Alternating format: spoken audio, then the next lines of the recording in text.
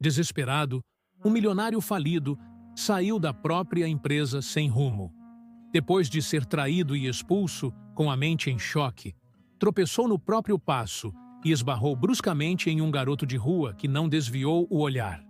Tio, eu sei como salvar a sua empresa. Ele paralisou chocado com o que ouviu. Se inscreva em nosso canal para não perder mais histórias emocionantes como esta e deixe o seu curtir no vídeo para continuar assistindo. Henrique Albuquerque ajustou a gravata de seda italiana, enquanto o elevador panorâmico subia até o último andar do imponente edifício de vidro e aço que dominava o skyline de Curitiba. Aos 45 anos, o CEO da Albuquerque Enterprises ostentava o porte elegante de quem sabia o valor do próprio suor. Seu império, construído ao longo de 2 décadas de trabalho incansável, empregava mais de 5.000 pessoas. O elevador se abriu diretamente na sala de reuniões principal, onde o conselho administrativo já o aguardava. Algo no ar lhe pareceu diferente. Os sorrisos cordiais de sempre haviam sido substituídos por expressões sérias, quase solenes. "Bom dia a todos", disse Henrique, tentando manter o tom descontraído que sempre usava para iniciar as reuniões trimestrais. Os olhares se desviaram, exceto o de Maurício Vasconcelos. Seu ex-assistente, agora diretor financeiro, sustentava um sorriso fino nos lábios. Os dois haviam começado juntos, quando a empresa não passava de uma pequena consultoria que funcionava numa sala comercial alugada. "Henrique", começou Maurício, levantando-se de sua cadeira, "convocamos esta reunião extraordinária para discutir o futuro da empresa." Algo na maneira como Maurício pronunciou "futuro" fez Henrique sentir uma pontada de apreensão. Ele pousou sua pasta de couro sobre a mesa e permaneceu de pé. "Estou ouvindo." Renata Mendonça, a diretora jurídica, deslizou uma pasta na direção de Henrique. "Estes são os relatórios financeiros dos últimos 3 trimestres. Como pode ver, estamos à beira da insolvência." Henrique folheou os documentos, sua expressão passando da confusão à indignação. "Isso não pode estar certo. Acabamos de fechar o maior contrato da nossa história com o Grupo Vilar. Justamente por isso estamos preocupados", continuou Maurício. "Os investimentos feitos para garantir esse contrato comprometeram nossa liquidez. O conselho votou ontem à noite." "Votou o quê?" perguntou Henrique, sentindo o sangue gelar nas veias. "Sua destituição como CEO, com efeito imediato." A sala girou ao redor de Henrique. Ele se apoiou na mesa, encarando os rostos que conhecia tão bem. Pessoas que havia promovido, em quem confiara. Apenas Carlos Mendes, o mais velho do conselho, parecia genuinamente constrangido. "Isso é um golpe", Henrique conseguiu dizer finalmente. "Vocês não podem fazer isso." "Já fizemos", respondeu Renata, abrindo sobre a mesa o contrato social atualizado. Conforme a cláusula 23, em caso de incompetência administrativa comprovada, o Conselho tem o poder de intervir. Henrique riu, incrédulo. "E quem assume em meu lugar?" "Deixe-me adivinhar." Maurício ajeitou a gravata. "O Conselho me confiou essa responsabilidade temporariamente." 20 anos, murmurou Henrique. 20 anos construindo isso. "Segurança", chamou Maurício, e 2 homens corpulentos entraram na sala. "Por favor, acompanhem o Sr. Albuquerque até sua sala para recolher seus pertences pessoais. Ele tem 30 minutos." Henrique olhou para cada membro do conselho, gravando em sua memória cada rosto, cada expressão. "Vocês vão se arrepender disso." Enquanto era escoltado pelos corredores que conhecia como a palma da mão, funcionários desviavam o olhar ou observavam, chocados. A notícia já havia se espalhado. No departamento de desenvolvimento, Henrique viu Lorena Santos, uma analista brilhante que ele próprio havia demitido meses atrás por pressão de Maurício. Ela o encarou com uma expressão que misturava surpresa e uma ponta de satisfação. Em sua sala, Henrique recolheu algumas fotos, prêmios e um pequeno caderno de anotações pessoais. O restante não importava mais. Quando os 30 minutos terminaram, ele foi conduzido ao elevador e depois à calçada, onde a garoa fina típica da capital paranaense parecia lavar o passado, deixando apenas o presente áspero e incerto. Sem empresa, sem propósito, Henrique vagou pelas ruas do centro de Curitiba. A chuva engrossou e ele buscou abrigo sob a marquise de uma loja fechada. Foi ali, com água escorrendo pelo rosto, não sabia dizer se chuva ou lágrimas, que Henrique ouviu uma voz. O senhor não parece bem. Um garoto magro, de aproximadamente 14 anos, observava-o com olhos argutos demais para sua idade. Usava roupas desgastadas e carregava uma mochila remendada. "Estou ótimo", respondeu Henrique com amargura. "Sei reconhecer quando alguém perdeu tudo", disse o garoto. "Meu nome é Caio." Henrique ia retrucar quando o menino acrescentou algo que mudaria o curso de sua vida para sempre. "O senhor é Henrique Albuquerque, não é? Eu sei como o senhor pode recuperar sua empresa. Como você sabe quem eu sou?" Henrique encarou o garoto com desconfiança. Caio sorriu, revelando um dente lascado na frente. "Todo mundo em Curitiba conhece o famoso Henrique Albuquerque. Mas eu sei mais do que a maioria." A chuva continuava caindo, formando pequenos riachos nas laterais da calçada. Henrique observou o menino com mais atenção. Havia algo em seus olhos, uma mistura de esperteza e desafio, que lhe lembrava a si mesmo quando jovem. "O que você acha que sabe?" perguntou, mais por curiosidade que por esperança. "Sei que seu amigo Maurício se encontra com um cara importante de terno toda terça-feira, muito cedo, no café do outro lado da rua da sua empresa. Eles falam baixo, mas eu consigo ouvir. Meu lugar para dormir fica perto dali." Henrique sentiu um fio de adrenalina percorrer seu corpo. Que cara importante. Um homem chamado Vilar. Eduardo Vilar. Caio ajustou a mochila nas costas. Eles mencionaram algo sobre uma empresa chamada Shalom Capital, e como ninguém nunca descobriria. O nome atingiu Henrique como um raio. Eduardo Vilar era o proprietário do conglomerado de construção civil que havia fechado o maior contrato da história da Albuquerque Enterprises recentemente. Mas o que seria essa Shalom Capital? "Por que você está me contando isso?" perguntou Henrique, subitamente desconfiado. O menino deu de ombros. "Porque eu vi o jeito que eles tratam quem trabalha para eles. Vi uma moça sendo demitida injustamente. E por que..." Ele hesitou. "Porque ninguém merece perder tudo de uma hora para outra." Henrique sentiu algo dentro de si reacender. Uma chama que pensava ter sido apagada horas antes na sala de reuniões. "Você tem onde passar a noite, Caio?" O garoto desviou o olhar. "Tenho meus lugares. Venha comigo. Precisamos conversar mais sobre isso." Henrique levou Caio para seu apartamento na área nobre do Batel. O contraste entre o menino de rua e o luxuoso imóvel não poderia ser maior, mas Caio parecia mais intrigado do que intimidado. Após um banho quente e uma refeição decente, que o garoto devorou como se não comesse há dias, eles sentaram na sala de estar. "Preciso de mais detalhes", disse Henrique. "Tudo o que você ouviu, por menor que pareça." Enquanto Caio relatava fragmentos de conversas captadas durante semanas, Henrique tomava notas furiosamente.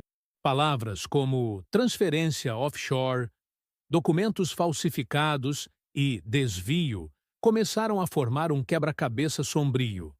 "Eles mencionaram uma mulher também", continuou Caio. "Alguém que foi injustamente demitida e poderia causar problemas se descobrisse algo." Henrique parou de escrever. "Você se lembra do nome dela?" "Lorena, eu acho." O nome caiu como uma peça perfeita no quebra-cabeça. Lorena Santos havia sido demitida 3 meses antes, após questionar inconsistências em relatórios financeiros que Maurício havia apresentado. Na época, Henrique cedera à pressão do amigo, acreditando que ela estava apenas criando caso. "Preciso encontrá-la", murmurou Henrique, mais para si mesmo que para Caio. Na manhã seguinte, após acomodar Caio no quarto de hóspedes, Henrique iniciou sua busca. Através de antigos contatos, Descobriu que Lorena havia começado a trabalhar em uma pequena empresa de auditoria no centro da cidade. Quando Henrique entrou no modesto escritório onde Lorena agora trabalhava, ela o recebeu com um olhar glacial. "O que faz aqui, Sr. Albuquerque? Veio demitir-me novamente?" "Vim pedir desculpas, Lorena. E sua ajuda?" A expressão dela suavizou-se ligeiramente. "Ouvi sobre sua saída. Parece que o karma existe, afinal." "Você estava certa", admitiu Henrique, sentando-se diante dela. "Sobre os relatórios, sobre Maurício, sobre tudo." Lorena cruzou os braços. "E por que eu deveria ajudá-lo agora?" "Porque não se trata apenas de mim ou da empresa. Há algo maior acontecendo. Algo ilegal." Ele explicou tudo o que havia descoberto através de Caio, mostrando suas anotações. À medida que falava, via o interesse profissional de Lorena despertar. "Shalom Capital?" ela repetiu. "Nunca ouvi falar desta empresa, mas posso investigar. Ainda tenho alguns contatos na Receita Federal." "Por que você faria isso?" perguntou Henrique, genuinamente curioso. Lorena sorriu pela primeira vez. "Porque sou uma profissional íntegra, mesmo que alguns ex-chefes não reconheçam isso. E porque detesto injustiça." 3 dias depois, Henrique, Lorena e Caio reuniram-se no apartamento do empresário. A analista trazia uma pasta repleta de documentos.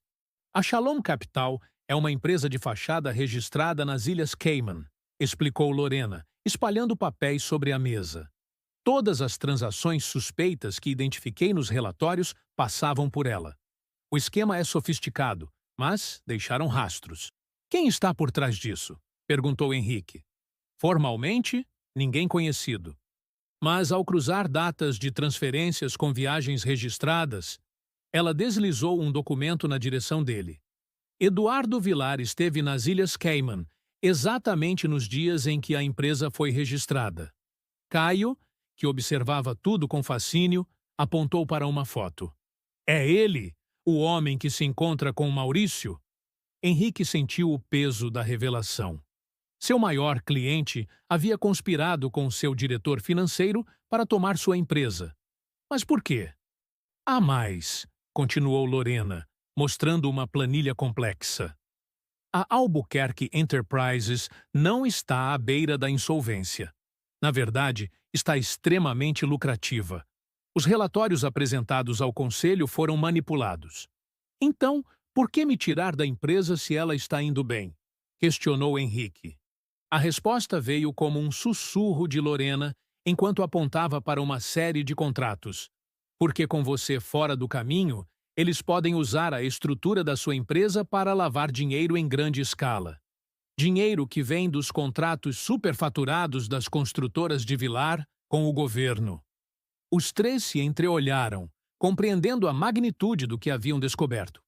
Não era apenas uma traição corporativa. Era um esquema de corrupção que envolvia milhões de reais e, provavelmente, figuras poderosas. "O que fazemos agora?" perguntou Caio, sua voz juvenil quebrando o silêncio tenso que se instalara. Henrique olhou para o garoto que havia lhe dado esperança e para a mulher que injustamente demitira, sentindo uma determinação renovada. "Agora", respondeu, "vamos recuperar o que é meu e fazer justiça." A sala de estar do apartamento de Henrique havia se transformado em um centro de operações improvisado. Papéis, documentos e anotações cobriam a mesa de centro, enquanto um quadro branco listava nomes e conexões com setas coloridas. Após 2 semanas de investigação meticulosa, o trio havia montado um mapa completo do esquema. "Precisamos de provas concretas", disse Lorena, circulando a palavra evidências no quadro. "Tudo o que temos são indícios circunstanciais. Nenhum juiz ou autoridade aceitaria isso." Henrique passava os dedos pelo cabelo, agora ligeiramente desgrenhado, após noites mal dormidas. "Você tem razão. Precisamos de algo irrefutável." Caio, que havia se adaptado rapidamente ao novo ambiente, levantou-se do sofá onde estava sentado com um notebook. E se conseguíssemos acessar os servidores da empresa? Todos os e-mails e documentos devem estar lá. Impossível, respondeu Henrique. Após minha saída, certamente mudaram todas as senhas e protocolos de segurança. Nem todos, interrompeu Lorena com um brilho nos olhos. Lembra do sistema de backup externo que implementamos no ano passado? Aquele que você mesmo insistiu que ficasse separado da rede principal, como medida de segurança adicional? Henrique arregalou os olhos. O servidor espelho no data center de Pinhais. Eles podem não saber da existência dele. Exatamente. E se ainda estiver operacional, deve estar sincronizando automaticamente todos os dados da rede corporativa. Como acessamos?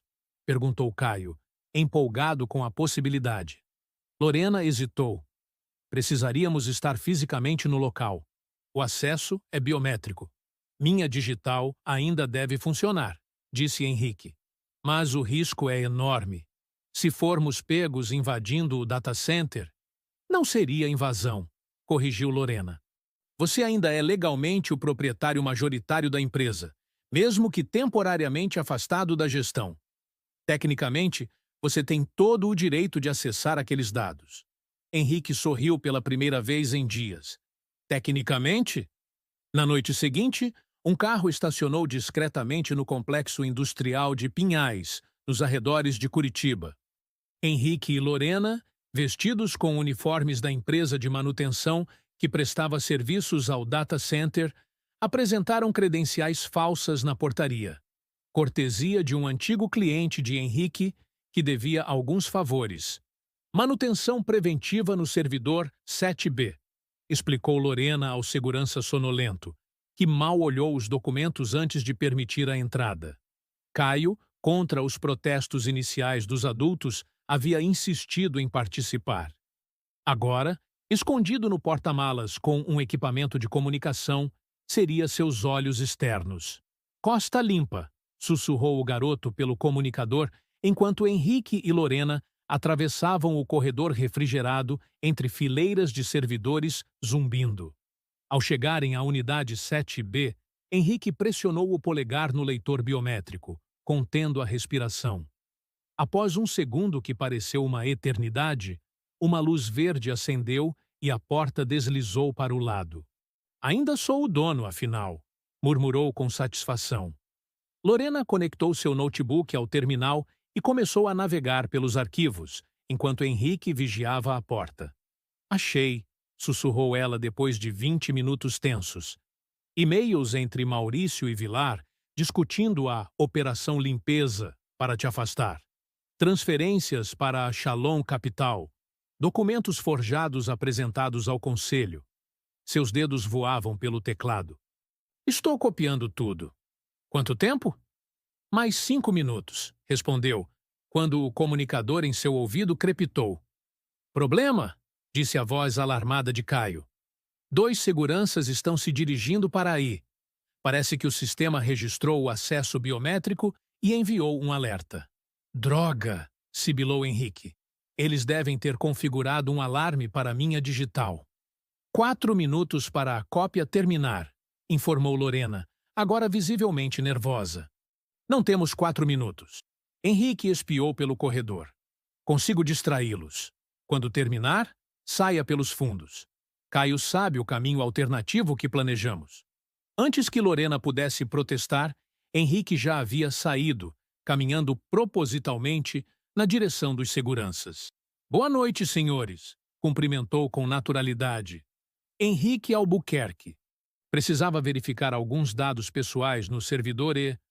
Senhor Albuquerque, interrompeu um dos seguranças, temos ordens expressas para impedir seu acesso às instalações. Compreensível. Já estava de saída, na verdade. O segundo segurança falava algo no rádio, enquanto o primeiro deu um passo à frente. Vamos ter que pedir que nos acompanhe. Henrique viu pelo canto do olho Lorena escorregar pela porta lateral, carregando o notebook. Sorriu. Claro, sem problemas. Enquanto era escoltado para fora, Henrique sentiu uma calma surpreendente. O que ele não sabia era que Caio, demonstrando uma agilidade impressionante, havia conseguido criar uma distração na entrada principal. Um pequeno incêndio controlado em uma lixeira que permitiu a Lorena escapar no tumulto. 3 horas depois, já liberado após uma série de telefonemas e ameaças de processo por parte de um advogado de plantão, Henrique encontrou seus cúmplices no ponto de encontro alternativo, um hotel modesto na região metropolitana. Conseguimos tudo, anunciou Lorena triunfante, mostrando os arquivos no notebook, incluindo um bônus, conversas entre Renata e um banco na Argentina, discutindo como transferir dinheiro da Shalom para contas pessoais. E agora? Perguntou Caio, ainda agitado com a adrenalina da operação. Henrique sorriu, um sorriso que não chegava aos olhos. Agora vamos à fase 2, a armadilha. No dia seguinte, Maurício Vasconcelos recebeu uma ligação anônima. Tenho informações sobre Henrique Albuquerque que podem interessar, disse a voz distorcida digitalmente. Curioso e apreensivo, Maurício concordou em se encontrar com o informante em um restaurante discreto no bairro de Santa Felicidade. Quando chegou ao local, encontrou apenas um envelope sobre a mesa reservada. Dentro, fotos de Henrique entrando no data center, acompanhado por Lorena. Seu telefone tocou imediatamente. Gostou das fotos, Maurício? A voz de Henrique soava calma, quase divertida. O que você quer, Henrique? Um encontro, só você e eu, para discutirmos um acordo. Que tipo de acordo? Do tipo que impede que certas informações sobre a Shalom Capital cheguem às autoridades. Silêncio do outro lado da linha. Finalmente, Maurício respondeu. Amanhã, 10 horas, no Parque Barigui. Venha sozinho. Henrique desligou, trocando um olhar de cumplicidade com Lorena e Caio, que haviam escutado toda a conversa.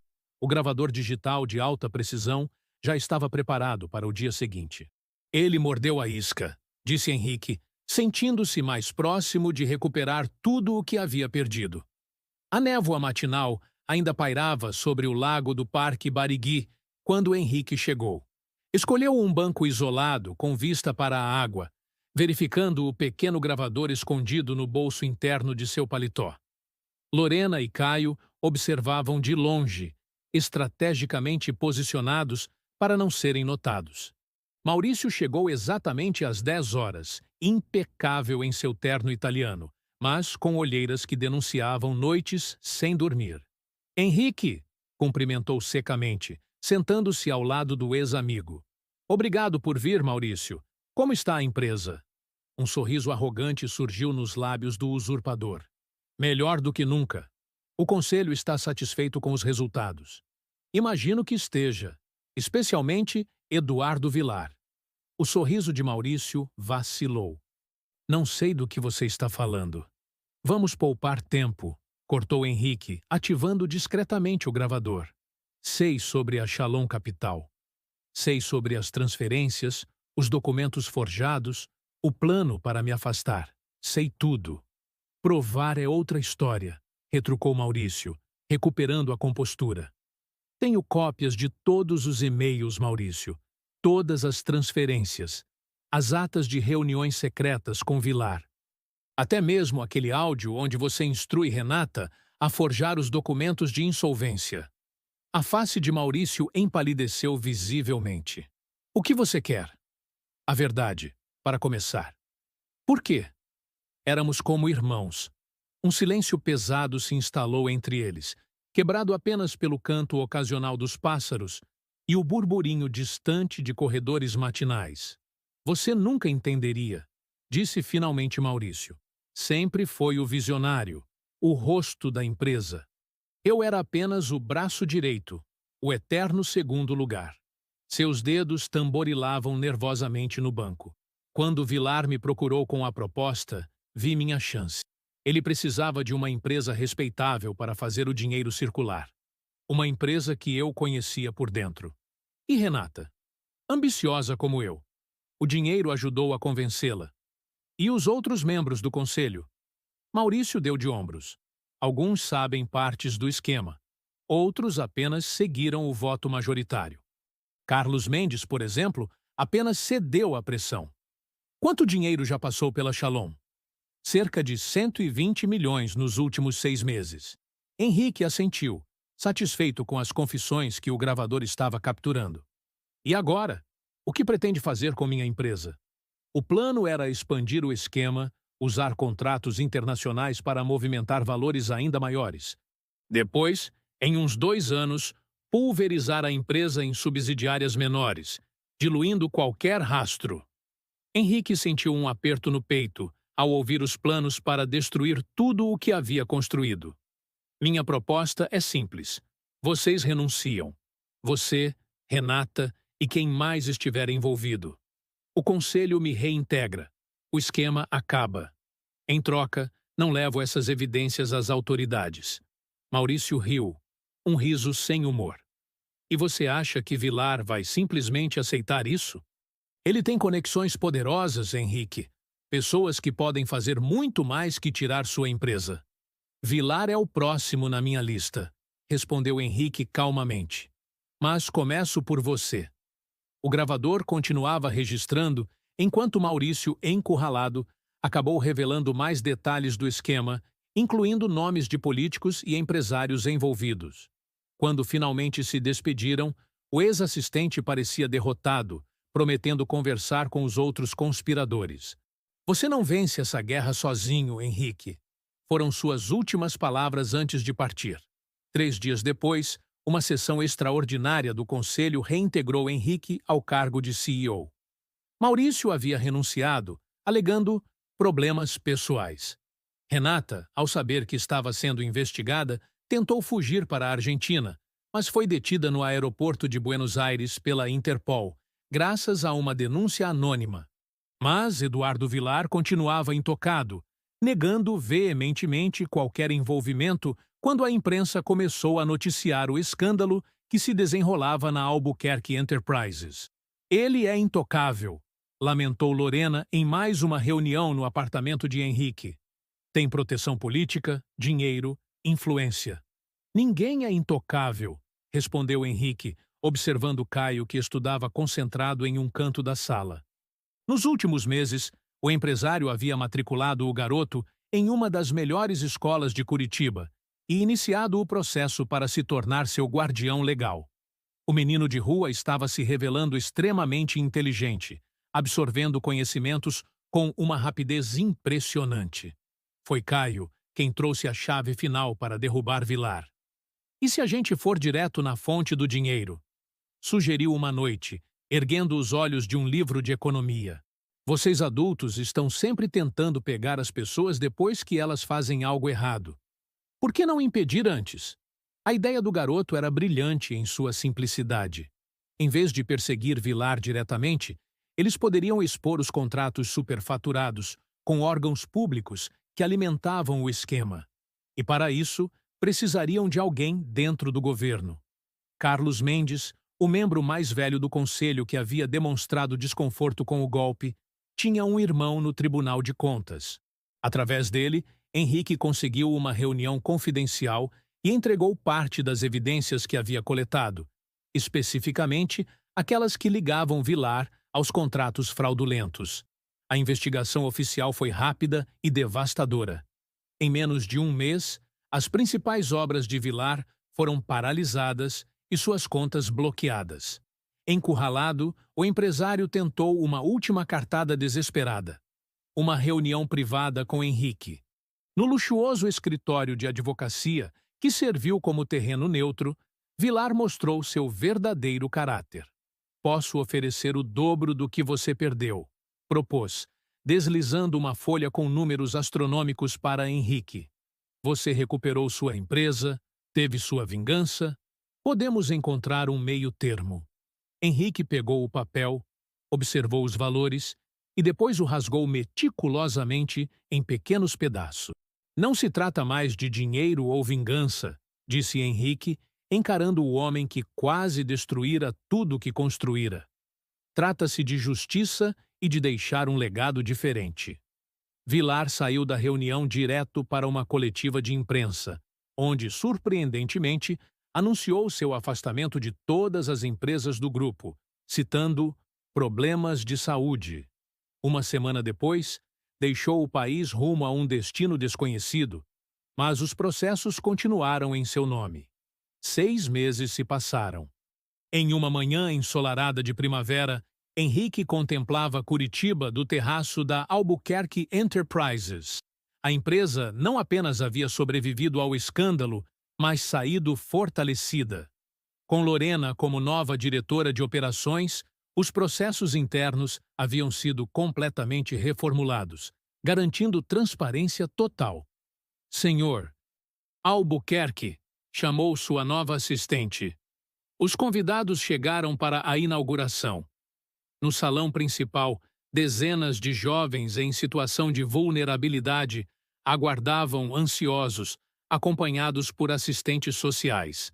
Eram os primeiros beneficiários do Instituto Novos Caminhos, uma fundação criada por Henrique para oferecer educação e oportunidades profissionais para crianças e adolescentes em situação de rua. Ao subir ao palco para o discurso inaugural, Henrique sentiu uma emoção diferente de tudo o que já experimentara em sua vida de empresário. Ao seu lado estavam Caio, agora oficialmente seu filho adotivo, e Lorena, que se tornara muito mais que uma parceira profissional. Quando perdemos tudo, começou ele, olhando para os jovens rostos esperançosos, descobrimos o que realmente importa. Eu construí um império, mas só entendi seu verdadeiro propósito quando ele foi ameaçado. Não são os prédios, os contratos ou os lucros que definem nosso legado. É o impacto positivo que causamos na vida das pessoas. Enquanto falava, Henrique viu Caio sorrir. Aquele mesmo sorriso confiante que havia lhe dado esperança no momento mais sombrio. O garoto que dormia nas ruas agora ajudava a transformar a vida de outros jovens como ele. Este instituto é apenas o começo, continuou. A partir de hoje, 10% de todos os lucros da Albuquerque Enterprises serão destinados a projetos sociais. E cada jovem que passar por aqui terá garantida uma oportunidade de estágio em nossas empresas. Os aplausos ecoaram pelo salão. Depois da cerimônia, já em seu escritório, Henrique olhou pela janela a cidade que tanto amava. Lorena entrou silenciosamente, parando ao seu lado. No que está pensando? Perguntou ela, segurando sua mão. Em como a vida dá voltas, respondeu ele. Maurício queria poder, Vilar queria mais dinheiro, Renata queria status. E no final, o que realmente vale a pena não é nada disso. E o que vale a pena, Sr. Albuquerque? Provocou ela com um sorriso. Ele olhou para Caio, que conversava animadamente com outros adolescentes no jardim abaixo. Fazer diferença. Construir algo que permaneça além de nós.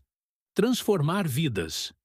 Naquele momento, Henrique compreendeu que a verdadeira redenção não estava em recuperar sua empresa ou derrotar seus inimigos.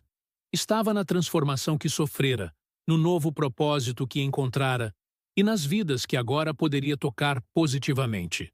O império que quase perdera havia se tornado o instrumento para um legado muito maior do que jamais imaginara.